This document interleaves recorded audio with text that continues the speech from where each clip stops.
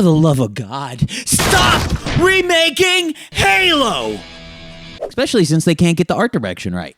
When it feels as if you have no hope, when you are outnumbered, overpowered, and they've got you cornered, that's when you realize, no matter how old I grow, what stage of life I'm in, or what the hell I seem to be doing, I just can't escape Halo, Combat Evolved. We got the original release in 2001. We got the PC release in 2004. We got the remaster in 2011. MCC 2014. MCC on PC 2019. And now we got yet another goddamn reboot coming in 2026. But this time it's different. All the weapons have been rebuilt. All these weapons, by the way, have been painstakingly remodeled, rebuilt, higher fidelity.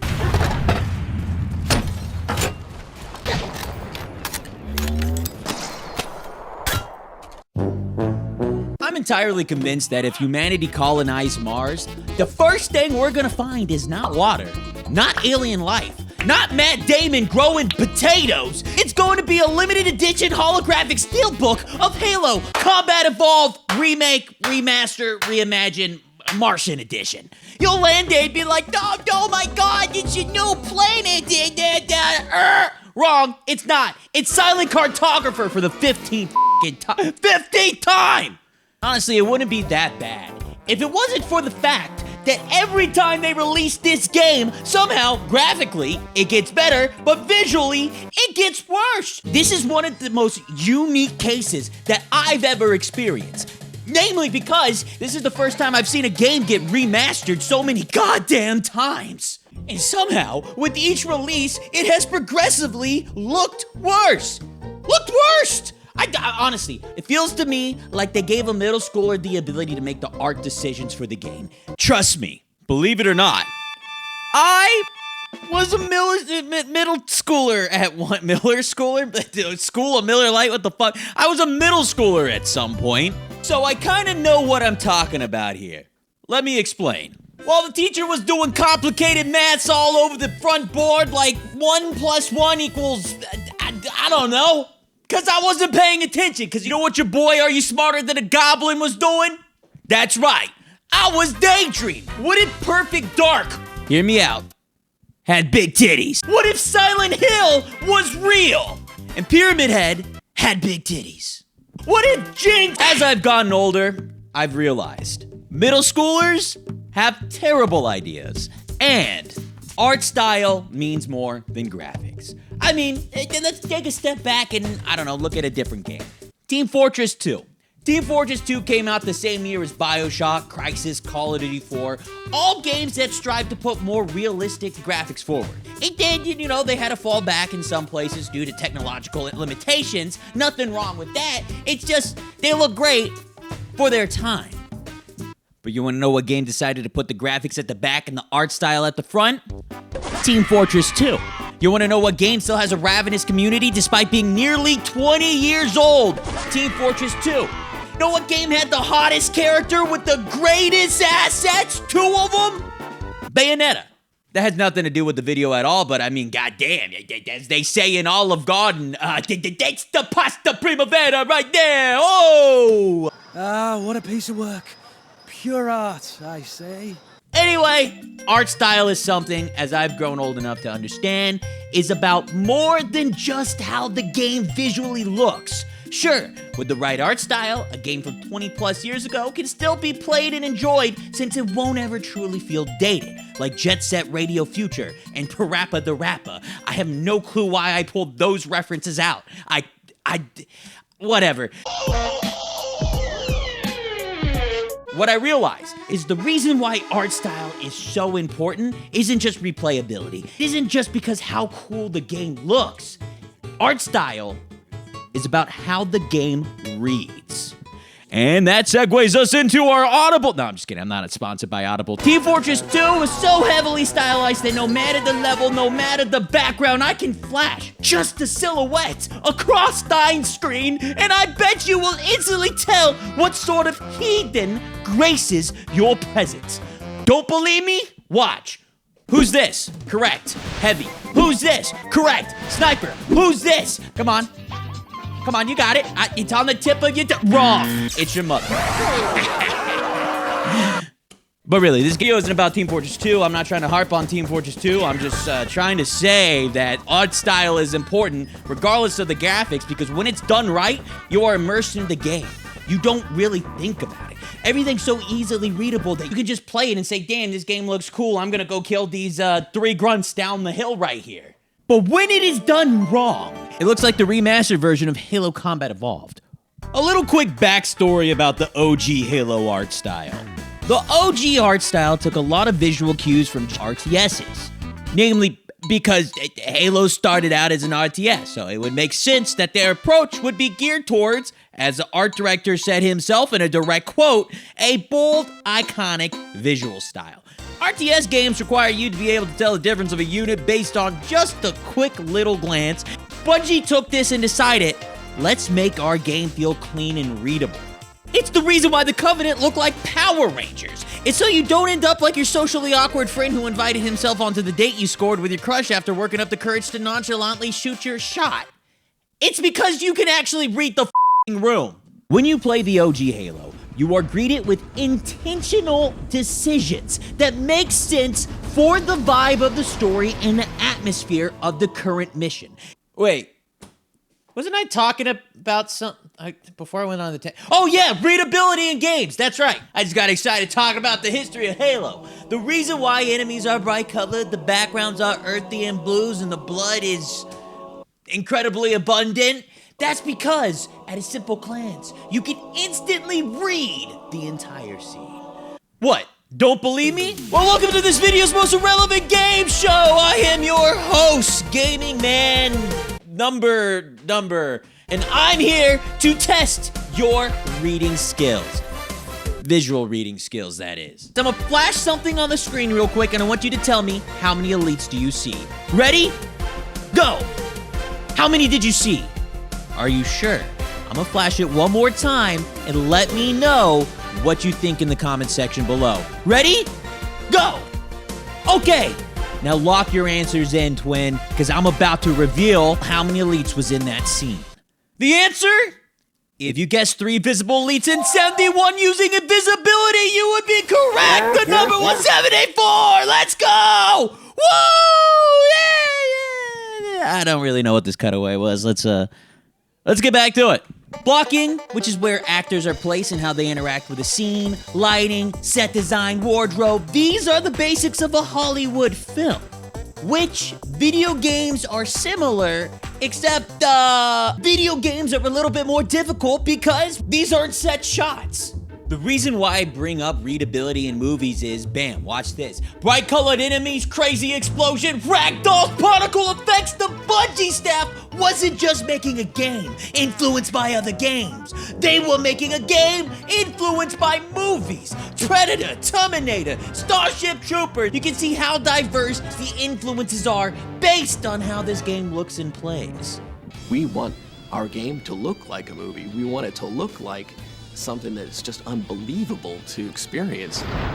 Bungie approached every scene with intention and worked within their limitations, like many 80s action films. When the mission goes wide, lower fidelity environments, higher color on enemies. When the mission gets dark, they get dark for a reason because it puts you on edge, makes you feel like you're somewhere you don't belong.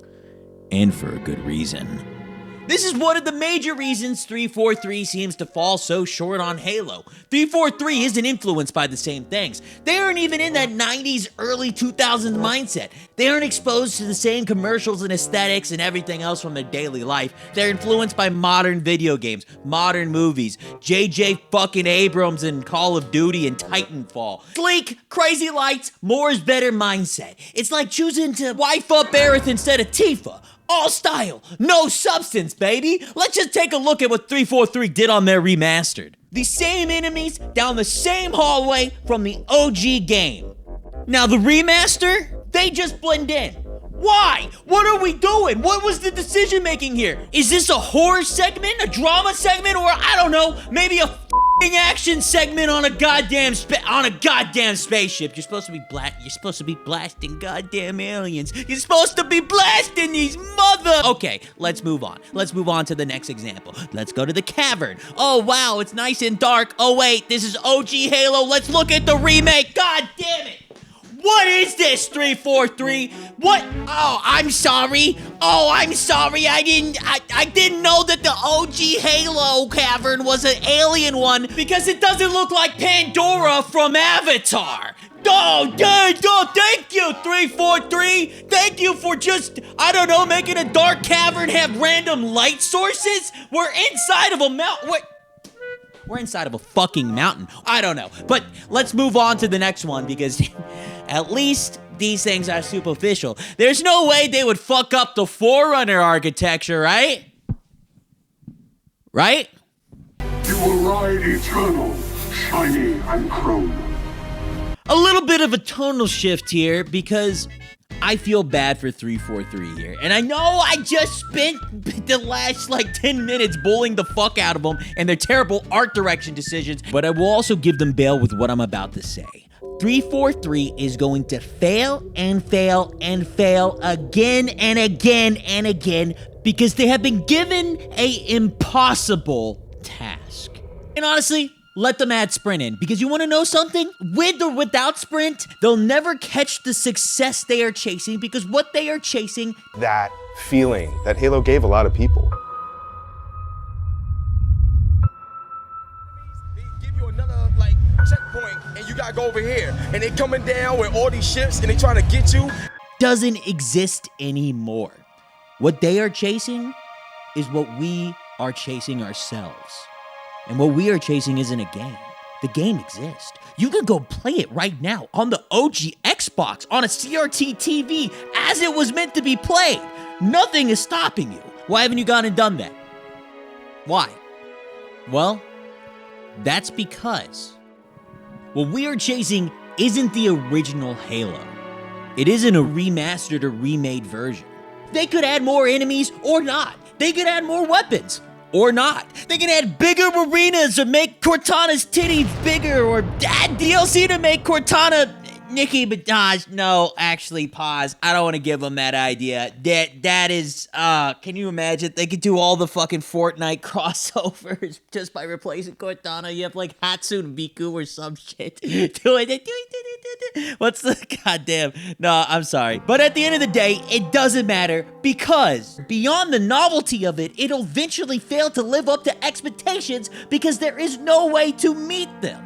They can deliver a 1-to-1 remake upscale in Unreal Engine 5, and even in the most positive reception, the reaction will simply be, oh cool. And you know what will happen? The game will not live up to the numbers that Microsoft wants or expects. And the reason? It's simple. We are not chasing Halo Combat Evolved. We are chasing the time we spent with Halo Combat Evolved.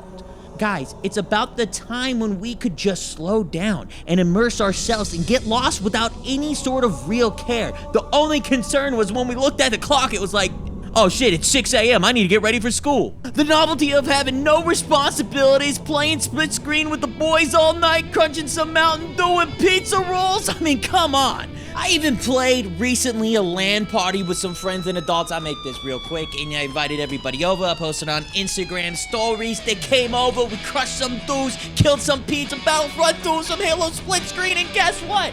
It was a wonderful time. But you know what it also was? Different from when I used to play it as a kid. Every release of Halo coincided with pivotal moments, not just in gaming, but our lives. Everything from where we were at, our motivations, our aspirations, the community which existed because gaming just wasn't cool. I mean, I literally watched, I was a child being bullied for playing video games, into growing into a teenager where I was friends with the same bullies because we played the same video games. Modern Warfare 2, Halo 3, we were all on the Xbox Live, and it's like, hey, you remember when I used to call you a You remember that? Yeah, well, we're all friends now, so... Water under the bridge. It was a wild time. Yeah, it's T-Bag in the motherfucking house. Representing my gamers. with the 360 skills. While I spent most of this video trashing 343 because I admit it, I'm a grade A hater, certified. Call me Goblin Hater 94 because, well, it's just fun to hate on things. I think we also need to be fair here at the end. Halo is and was never going to be the franchise you remember and love. It's grown up. It's got responsibilities. It's got bills. It doesn't matter if the original Bungie team came back today or not. This isn't the same company just looking for a publisher because they got a crazy idea for an RTS where the only thing they would have to face if they failed was, I don't know, having to go back and work a real job at Circuit City or something? This isn't the same company who rented a tiny office and slammed like 10 dudes in there, splitting a pizza for lunch. Everybody in the office was pissed off because we liked being independent and, you know, kind of the man sort of thing. And then now we go to the console, it's like, hey there, man. He's like shaking your hand instead of raising your fist up. This is now a multi-billion-dollar company with an annual revenue of over $100 million, with the expectations that they will be able to grow that number and make the stockholders happy.